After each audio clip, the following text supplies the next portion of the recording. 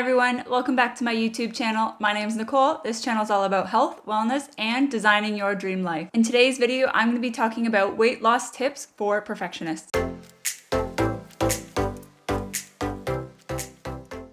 So in my last video, I talked about the 5 signs that you are a perfectionist. If you haven't seen that one yet, I would highly recommend you go check it out.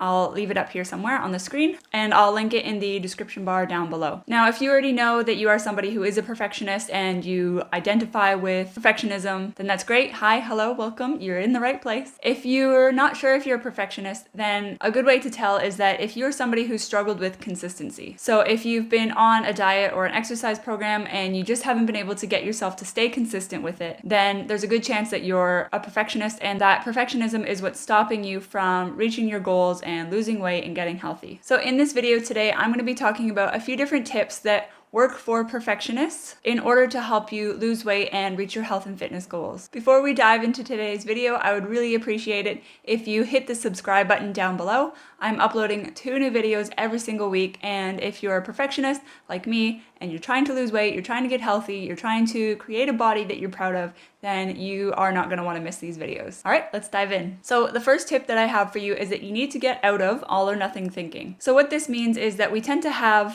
be all in on something or do nothing at all. We think that we need to have a perfect workout or do no workout at all. We think that we need to eat 100% clean or we can eat all the junk food. There's no in between. So things like moderation can be really, really hard for people like us, people who are perfectionists. So what we want to focus on doing is be in the middle of the spectrum. So if we take diet, for example, we've got really healthy eating on one side and really unhealthy eating on the other side. We want to find that middle ground where it's okay to eat some things that are unhealthy and some things that are super healthy, and find the middle where we can just moderate what we're eating. Same thing for exercise. We need to stop putting pressure on ourselves to have every single workout be a perfect workout. One of the ways that I do this is by having a minimum baseline. So basically you're setting up a rule with yourself, a non-negotiable on what the minimum amount that you have to do is. So for nutrition, that might be that you have to eat 3 healthy meals a day, and your snacks you can do what you want with, but you have to eat 3 healthy meals a day. For your fitness, that might mean that you set a schedule of working out 4 days a week, and you have to show up and do the bare minimum, which might be 5 minutes on the treadmill. And then if you feel like it, you can do more. If you don't, you can go home. But you have to have the bare minimum of showing up those 4 days a week and do your 5 minutes. Then after that, you can have some grace with yourself to see whether or not you want to keep going. What this does is focuses on showing up and being imperfect and taking messy action. We tend to struggle with consistency and falling off the wagon because we do everything perfectly up until a point where we feel like we mess up, and then we think, well, screw it, doesn't really matter anymore. What we want to do is stop that one mess up, that one mistake from ruining the rest of our day, our week, our year, whatever. We need to be able to push ourselves to say, okay, I did that one thing that wasn't necessarily in alignment with my goals, but I'm going to get right back on track and keep going. The second thing that you need to be doing is creating a routine that works for you and that you can actually stick with, something that's realistic for you. A lot of the times, if you buy some fitness influencers program or you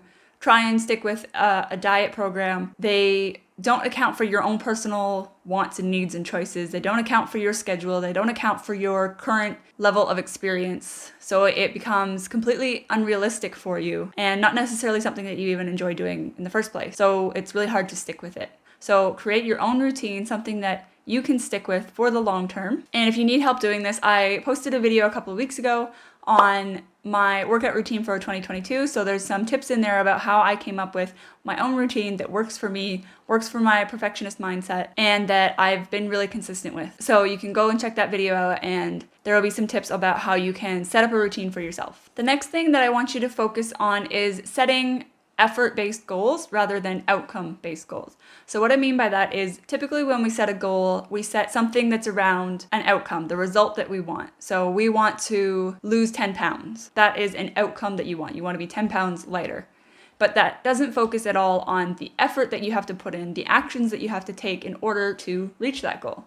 So instead of focusing on what your end goal is. We want to focus on whether or not you're doing the action that you need to take to get to that goal. So we want to praise the effort. So let's say the effort that you want to put in is that you go to the gym 3 times a week. So every time that you successfully get yourself to go to the gym, we want to praise that. Make sure that you give yourself a reward, that you acknowledge the fact that you've done something good and that you've done the things that you said you were going to do. That also helps build up some self-trust. Give yourself a reward for those mini wins. So if you do 2 weeks in a row where you showed up exactly the way that you said that you were going to, give yourself a reward. Don't wait until you reach that 10 pounds lighter milestone. Reward the effort. A good way to think about this is like a kid who's in school. So let's say one kid gets an A+ and the other kid gets a C+. The A+ kid might not have put in any effort. They just kind of crammed the night before and showed up and wrote the exam and did well. Whereas the C+ kid might have put in a lot of effort. Sure, the result was a bit different, but they did the best that they could. And that this is sometimes where school lets us down, is because we praise the outcome with a grade rather than praising the student who put the most effort in and did the best that they could. So praise yourself. Did you do the best that you could? And also, as a little tip, that if you're a parent out there, this is a great way to be parenting your kids. Praise them for the effort, not for the outcome. Okay, the next one that I have is kind of related to this one, where we want to set performance-based goals rather than results-based goals. So fitness is a good example of this. We tend to set aesthetic-based goals, so how we want to look rather than how we want to perform. So again, the example might be that you want to be 10 pounds lighter or lose 5% body fat. That's a goal based off of your appearance. And there are a lot of factors based off of our appearance that we can't actually control. So instead, we want to focus on what we can control. And a performance-based goal would look like being able to do 1 pull-up. So being able to do a pull-up, yes, would mean that you have to get stronger in your arms, which will make them look leaner. And it means that you have to go to the gym and train, which means that you'll lose more body fat and gain more muscle mass overall. But for me, the aesthetic isn't the goal. The goal is to be able to do a pull-up. So if you focus instead on a performance-based goal, a strength goal, a running goal, a time, a distance, something that can be measured like that, then it's a lot more easy to be objective about your goal rather than bringing all of your feelings into it. It's a lot easier to say, well, of course I can't do a pull-up yet because I haven't been practicing doing pull-ups, rather than saying, well, I haven't lost the body fat yet because of whatever reason. Some of those reasons aren't necessarily in your control, but what is in my control is the amount of times I go to the gym and I practice doing my pull-ups. I focus on my strength building. Focusing on effort and performance rather than results and outcomes will make you so much happier in the long run, and it will keep you so much more focused. Okay, so those are a few weight loss tips that you can be using as a perfectionist to help you lose weight, help you get healthy, help you create the body that you are proud of. So again, we want to be focusing on getting out of the all or nothing mindset, focus on having a bare minimum, non-negotiable starting point, create a realistic routine that works for you, works for your life, your journey, not somebody else's cookie cutter version of what they think you should be able to do, and focus on setting effort-based goals and performance-based goals rather than focusing on the result or the outcome, which you can't necessarily control. If you like this video, make sure you give it a thumbs up and hit that subscribe button. It really helps support my channel, and I'm uploading 2 new videos every single week. So if you are a perfectionist and you are trying to get healthy and get the body of your dreams, then I would really like to have you in my community, on my team, and follow along with your journey. Thanks so much for watching, and I will see you in the next one. Bye!